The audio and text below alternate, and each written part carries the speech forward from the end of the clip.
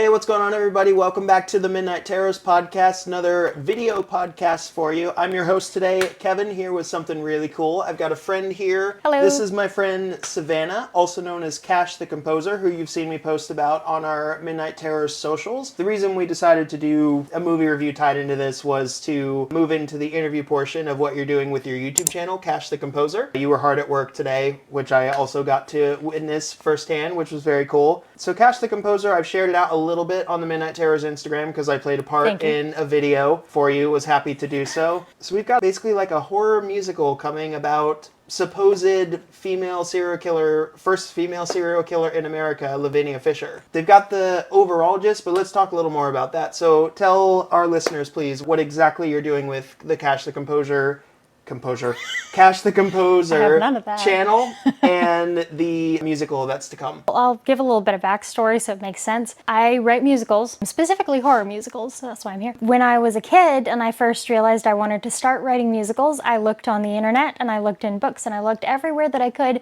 and there was nothing on how to write a musical or the process of writing a musical. There was stuff telling me like, oh, you have to get a producer and you have to write a script. I'm like, yeah, I understand that, but what's the actual process? What happens?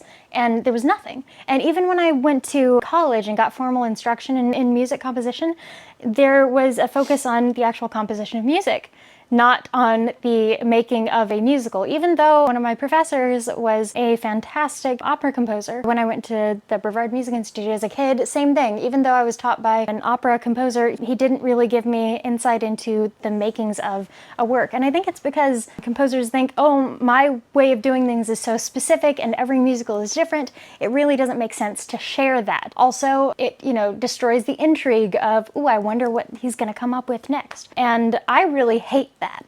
Because my heart, I am a teacher. I teach music lessons all day. That's how I actually make money. I really hate that there's nothing out there, really nothing on the process of creating a musical. So I decided, screw it, I'm gonna make something that documents the process of creating a musical from the inception of the idea all the way up to the actual first production. That is what this YouTube channel is. It's taking an idea. I let YouTube choose the idea, kind of. I gave them a set of ideas and very heavily leaned towards the one I wanted. And then I've started on the research phase. I'm nearing the end of that now, I hope. And I'm slowly transitioning into the writing phase, and then I will transition into the production phase. I am trying to share as much of that as I can to my subscribers so that there is a resource out there for other little Savannahs that want to learn how to write a goddamn musical, because it shouldn't be something that's locked behind closed doors. It really shouldn't. It should be something that's readily available to anybody, because music is something that is innate to humans. It is something that makes us human. Musical theater is the best form of art, in my opinion, because it's combining the theatrical with the musical, and it's just so wonderful, and every show is different. Even if you have the same actors in the same script, it's just wonderful, and everyone should have the opportunity to explore it if they want to, and a template to go off of. And yeah, I'm ranting because this is something I'm very passionate about. But yeah, that's what the YouTube channel is. I post even more about the research process and more in-depth stuff about the writing in my Patreon, but the big parts of it that are most important and impactful are all on YouTube. I've got lots of stuff planned for the future that I wish I had access to when I was a kid and I first started doing this stuff, like how to actually write an outline, because no one tells you that. There's nothing to tell you how to write an outline for a musical, but it's the most important step in the whole thing. It's very simple and very easy once you know how to freaking do it.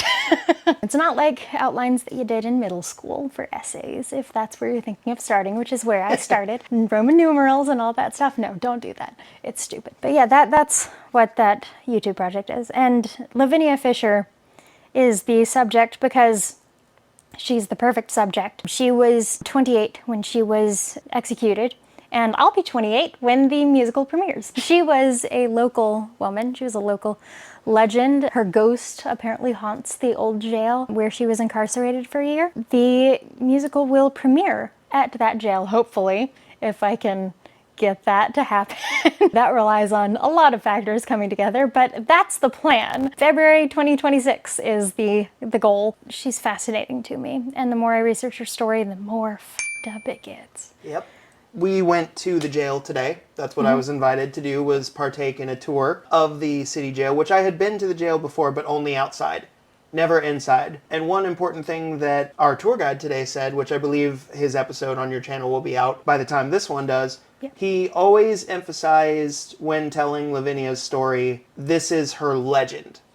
This is her legend. This isn't her etched in stone, concrete, 100% accurate, her life. This is what we have believed to be her legend. So what I find interesting about your project is that you're coming at it from a very open-minded, almost objective view, where you're actually coming to the table with stuff that hasn't been presented before and digging deeper into that. Was there a reason for it or a motivation in doing that, or did it just kind of happen as you were doing the research? My first project was also historical, Fantasmagoriana, about the summer of 1816 at the Villa Diodati when Mary Shelley wrote Frankenstein.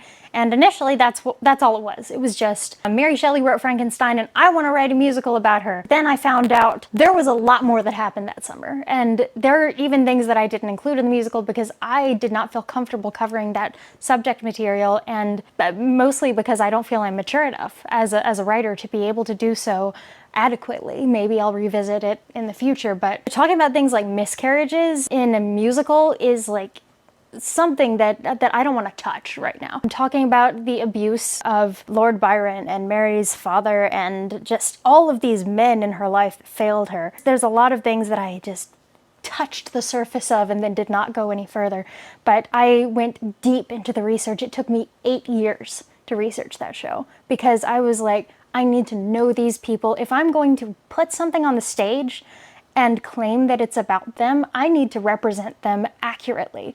And I don't want to fail them, even if they're terrible people, as in Lord Byron. I hate that guy. I still want to represent them appropriately. I did take liberties with what happened. Polidori challenged Percy Shelley to a duel, and Byron was like, motherfucker, he is a pacifist, but I'm not. I loved that, and I was like, well, what if it went a step further and Polidori did actually challenge Percy to a duel, and then Byron dueled Polidori in his stead? What would have happened? And so I kind of explored that avenue. Little things like that. They're just elaborations on what actually happened. I'm not claiming that it's 100% totally accurate word for word what they said and did, because I mean they break into song half the time. Putting that amount of effort into research and fully understanding the characters really brought them to life and made it easier for me to write, and made it a lot easier for me to feel comfortable sharing the work with others. Because a big problem with me and with any other composer is that we don't like sharing our work if we don't feel it's good enough. What happens a lot is you'll write a song, you'll be like, this is great. Then you'll write another song, you'll go back to that last song, and you'll be like, oh, this is shit. I didn't want that to happen. And this is the first, like, kind of thing that I've found that makes me go, oh, that is actually really great. It holds up. I mean, there are a couple of things in Fantasmagoriana that I'm definitely going to revisit before its premiere production, but historical accuracy, fully understanding the individuals, is so essential. And I'm sure that whenever I eventually do something that's not historical fiction or whatever, I will similarly do research to be able to fully develop those characters, to live with them, breathe with them. It's just necessary for me. I'm terrible at writing dialogue, and I can't do that unless I can imagine the actual conversation in my head. I don't know how people do it otherwise. Yeah, for Fantasmagoriana, by the way, fun fact, for the dialogue for that, I just binged all of Frasier and then wrote the most pretentious dialogue I could possibly think of. With Lavinia, I did not expect it to turn out the way it's turned out. It's been just kind of a roller coaster. My dad actually drove me up to Columbia to go visit the woman who has Lavinia's bones. When we were driving home, we stopped at Cracker Barrel because we're white and that's what you do when you're on a road trip and you're white. I got chicken tenders and I got green beans and I got a recommendation from my dad to check out this dude named Bruce Orr who wrote the definitive book on Lavinia Fisher. I didn't just read his book, I reached out to him and he completely flipped my perspective on her story and opened all of these doors that have just led me down the rabbit hole, as he said. It's been crazy and it's only getting crazier. You touched on something interesting when it comes to writing historical fiction in any form, in a book, in a stage production, in a movie, anything like that. When it comes to taking liberties with a story, what's sort of your take on that? Because we watch supposedly true story movies all the time, based on a true story.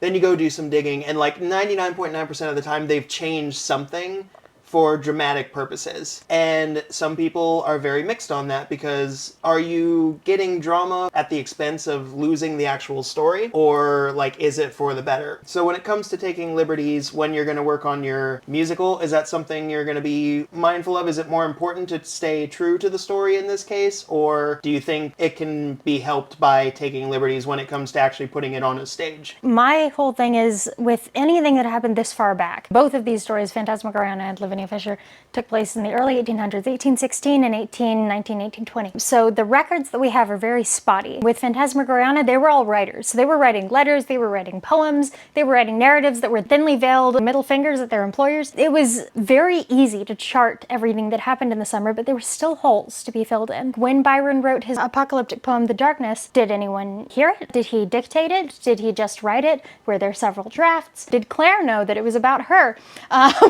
There's a lot of unanswered questions there. And so I just kind of had to draw connections, not guess, but make informed decisions regarding what happened. And like I said, sometimes there were things that could have happened, but either didn't happen or there was no evidence of it happening. But I'm like, you know what? It's more interesting on the stage if we have a sword fight. That's why that happens. That's kind of how I come at these things, is I want it to be as accurate as possible, and sometimes that means drawing connections and filling in blanks that otherwise would go unanswered. One of them in Lavinia's story is something that I've been asking literally everyone in my life to give me their answer for, because I'm totally dumbstruck. John, when he was about to be hanged, he was apparently literate. He wrote a letter that Reverend Furman read out at the gallows. And this letter professes his innocence and states that he is sorry he was ever affiliated with any of this, and he's fine with it, he's accepted it, he's made his peace. And that he met a mysterious man the previous year. He was entrusting all that he had in this world in a trunk to this man, along with instructions to open it when the time is right. So what the f is in the box? What were those instructions? When is the time? Who was the man? No answers. Nothing. I am going up to Furman at some point to rummage through all of Reverend Furman's things to see if I can find this letter, but there's very minimal possibility of that happening.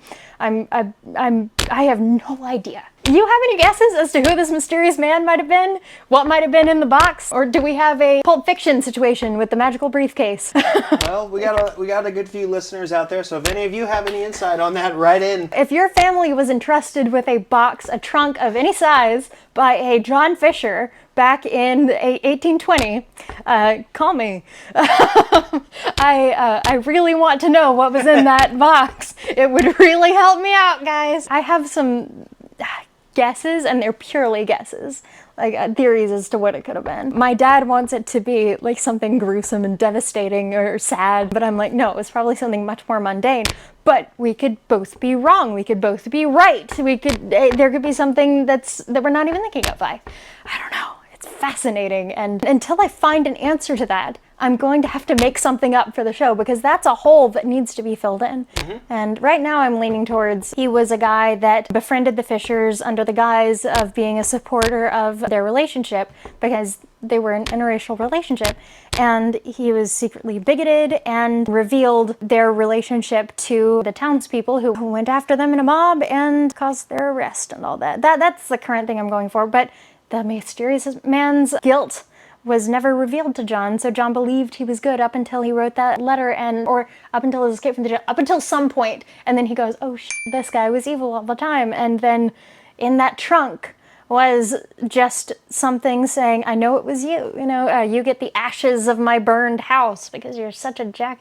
I don't know, there's so many unanswered questions that a lot of people haven't researched before, and I have been able to answer them. The Nathaniel Coverley pamphlet that was published right after their execution talked about the dangers of capital punishment, and it contained a letter from an anonymous G-line S. This letter was from the perspective of someone who was only a few feet away from the couple as they were hanged, and it detailed everything that happened in the execution, how much it affected them. No one else has looked into who this G.S. was. As I was reading through this letter at the Allenstown Library, one of the librarians said, could it be Samuel Gilman as S.G. rather than G.S.? And I'm like, I don't know, maybe. Samuel Gilman was a Unitarian priest. Oh, hello, Oz. My cat is here.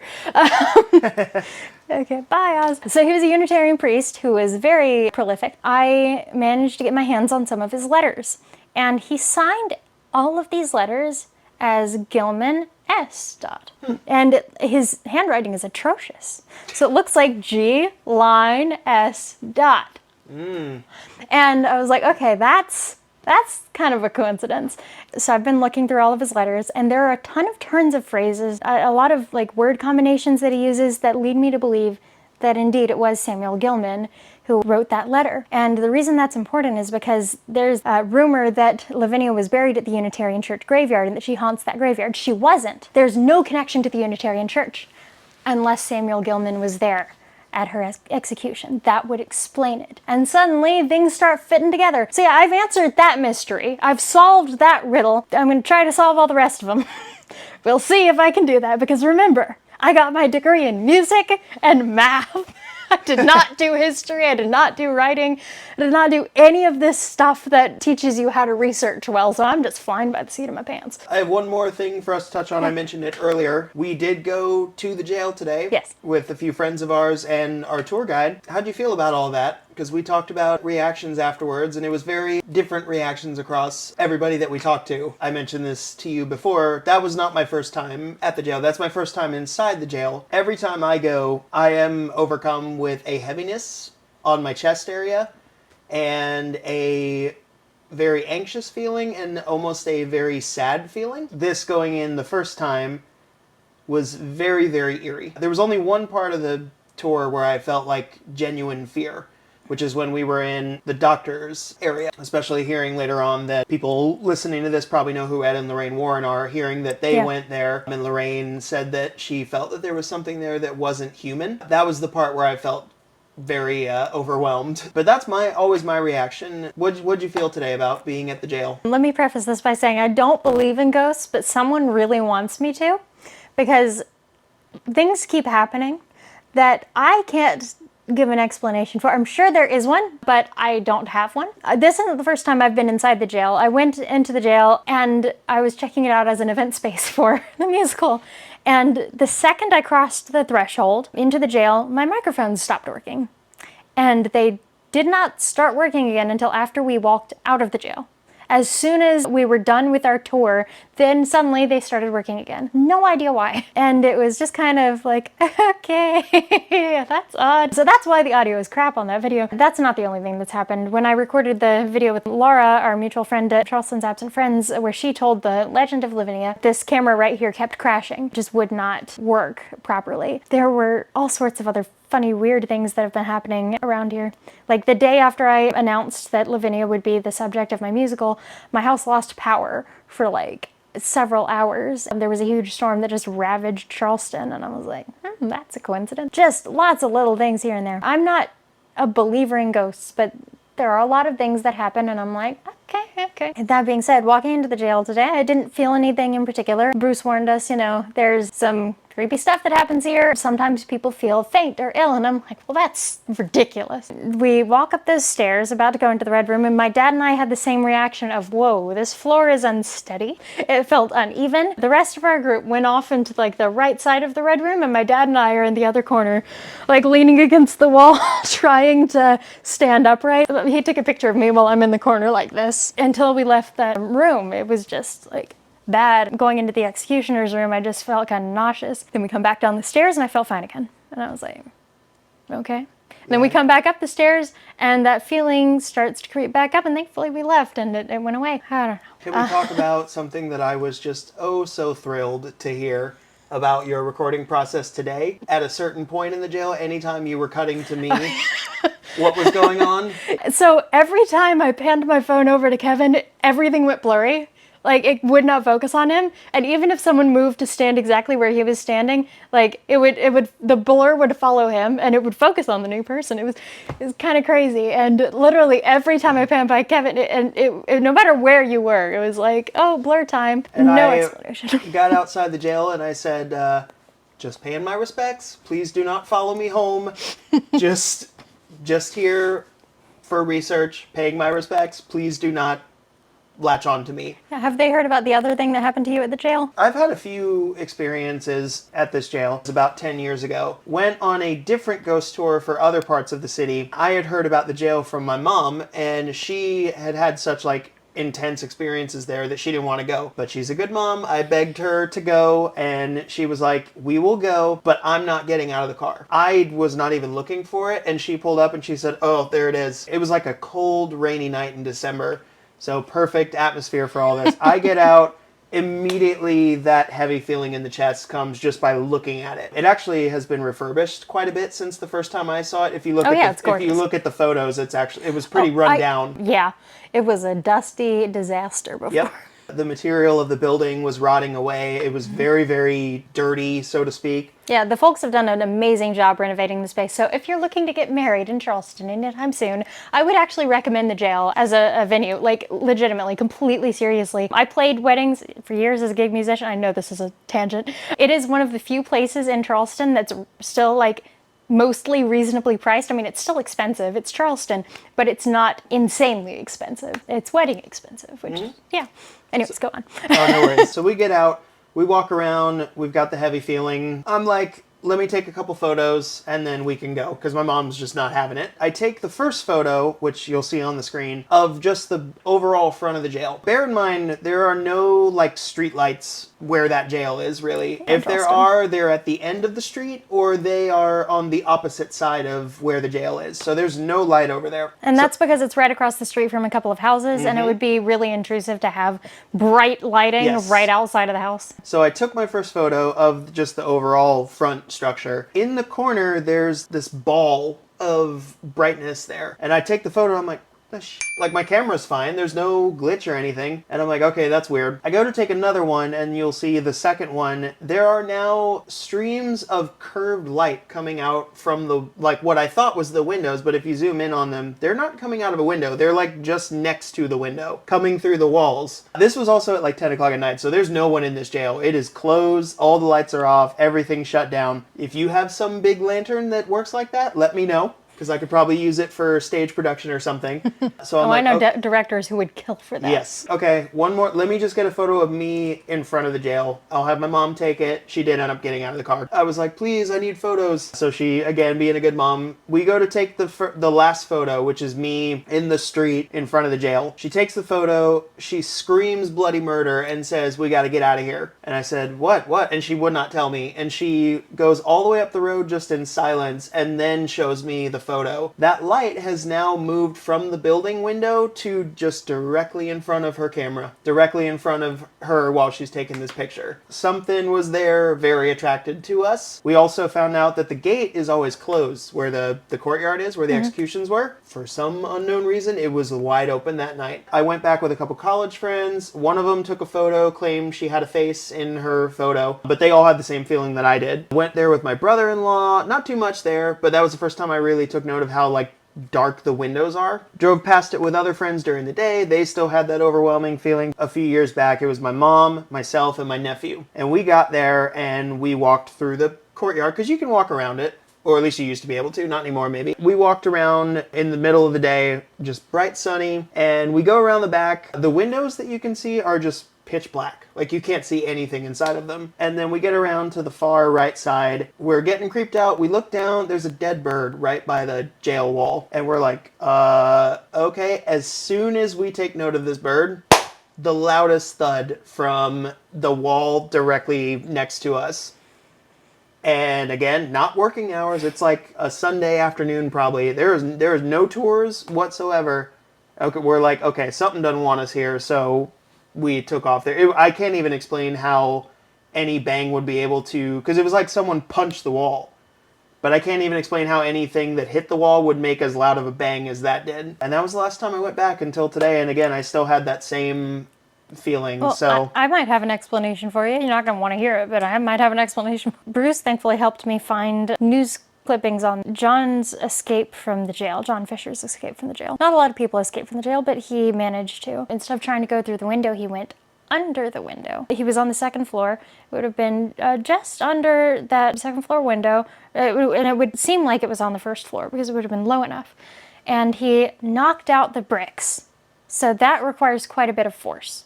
Not sure what exactly he used. It might have been a shovel or something like that. But yeah, somehow he knocked out those bricks. If you are the type to believe in ghosts, you might want to believe that John's ghost might be there trying to knock out those bricks again to escape once more. That's great. I have heard many stories, again, supposedly legend, but there are people that substantiate that have said, I don't know if it's people that live across the street or if it's just people that go visit the jail, but several of them have claimed to see Lavinia walking the halls in the windows. You know, we heard the legend today. She wore her wedding gown to her execution, hoping it would spare her. It didn't. So now I can actually explain where that part of the legend comes from. Yeah. This dude who was an attorney wrote his account of what happened, and in that account he wrote that John and Lavinia wore white clothes that they had paid for because that was the tradition at the time to have executed wear white clothing. It was not her wedding gown because two things. Number one, their house was burned to the ground. All of their possessions, everything they owned, burned, which makes me think, what the hell was that trunk made of? Where was it stored? Anyways, that's another topic. So it was not her wedding dress because it would have been burned down if she had a wedding dress, and she wouldn't have had a wedding dress because she was black and he was white. They could not legally get married, not in North Carolina, not in South Carolina. It would not have happened, and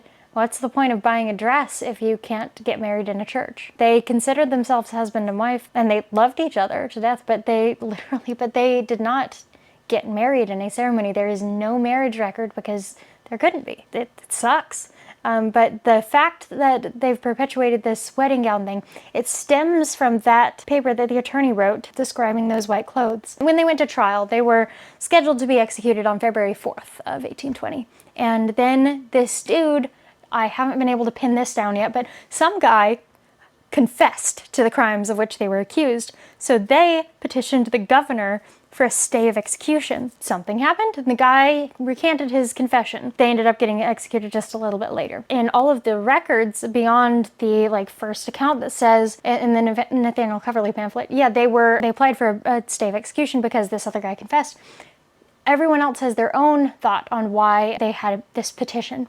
And one of those excuses for this petition is that a married white woman could not be hanged. And that originated from a thing written a little while later by this Dr. Irving and Mrs. Stoney, I believe were their names. It's also an account of Lavinia, but it was published in, I believe, 1830, so a little while after, and their memories were a little foggier. They knew that the execution was postponed, and so they claimed that it was because a married woman shouldn't be executed.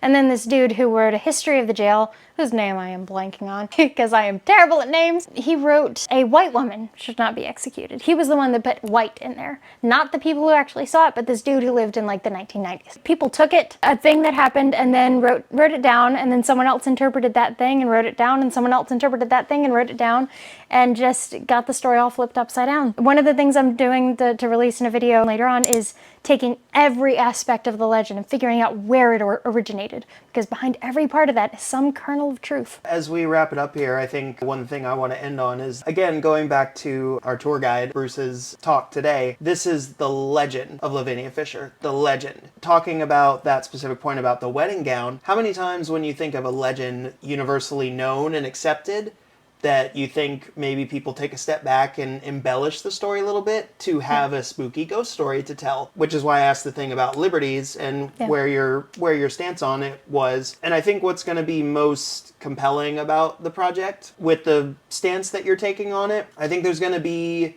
some dispelling the legend a little bit to actually uncover what Lavinia's life was like. And we may all be surprised to find that it isn't what we think it is. I went into this expecting to write my own Sweeney Todd. I wanted to write a fun murder thing with lots of murder and just fun. That was the point. That was the intent, because I already wrote something depressing and I didn't want to write something else that was depressing. And instead I've ended up with goddamn Romeo and Juliet, with an interracial couple in pre-Civil War America in the South being persecuted for their love. And God, it's horrible. It's not the story I set out to write, but it's a very important one that needs to be written. Yep. Absolutely. I think that's a great note to end on. So everybody listening, you can follow along with that story that's going to be told through this musical and over the journey of having it made. Savannah, thank you for your time tonight. I'm glad we could finally make this work. As we wrap up here, do you want to do quick plugs for your channel and anywhere that people can stay in touch with you, see updates on the musical, and where they can see what's up? Yeah, I mean, I've already plugged it plenty, but I'll do more, sure. Yeah, so you can go ahead and check out my YouTube channel, and if you subscribe to that channel, you can see all of the future updates. I post every other week on Sundays, same as Midnight Terrors, but less frequently. Right now I'm in the research phase, but we're slowly getting past that into the writing. Coming up soon, we have Atomicon, where I'm actually going to be performing a couple of my works. He's gonna be singing a song, so y'all should really check that out. He's actually gonna be singing the opening song from the Lavinia Fisher musical. That's right, I already wrote it, even though I haven't written the plot out yet. I know how it's gonna open. Trust me on this one, guys. That will be posted on the channel on May 5th, shortly after the performance at Atomicon. If you want to support my efforts and, help me be able to buy food, you can check out my Patreon, where I post a lot of exclusive content about my Lavinia Fisher musical and my other musical, Fantasmagoriana. That is the best place to follow me long term. Perfect. Well, thanks so much, Savannah, for joining me tonight. This was fun. We'll have you back on again sometime soon. But that's it for the Midnight Terrors podcast. Please follow Savannah on socials and check out all of her work. Start at the beginning. Follow the journey. Yeah, give me those watch hours, because I Yes. need to be monetized. Yes. With the project being designed the way it is, start at the beginning. It's like a good book. You want to get the whole story. Do that. Check out Savannah's work. Get in touch with us. Midnight Terrors Podcast on Facebook and Instagram. Shoot us an email at midnightterrorspodcast@gmail.com. You can go on our Instagram and find our link tree, which has a link to our TeePublic store if you want to get a hoodie, a shirt, a sticker, or anything like that. And join our Facebook group, Midnight Terrors Podcast, where you can come talk with us and other listeners and friends of the show about all things horror. Thank you for listening. This is the Midnight Terrors Podcast. We'll see you all again soon. Peace. Bye.